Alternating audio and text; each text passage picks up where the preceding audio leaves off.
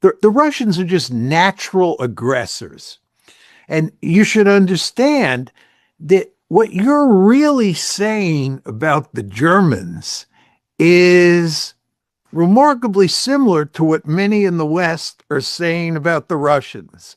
In other words, you're basically saying that the Germans are natural aggressors. It's in their mother's milk, just as many people in the West think that Russian aggression that they see is in the mother's milk.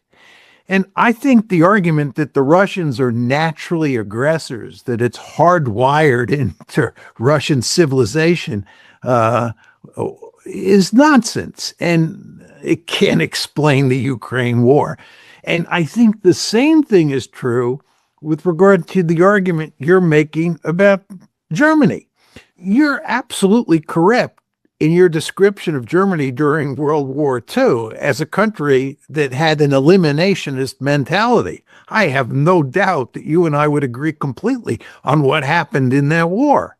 But Germans were not always like that beforehand, and they're not like that today.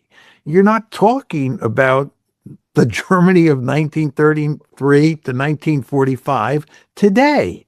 Bismarck's Germany, as you well know, was not Hitler's Germany.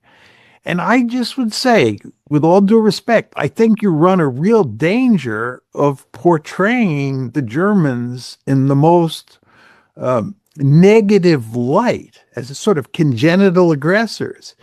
And I think if that argument takes hold in Russia, it's going to complicate the matter of trying to reestablish deterrence in your rhetoric and making sure we don't end up in a major conflict between Germany and Russia in the future.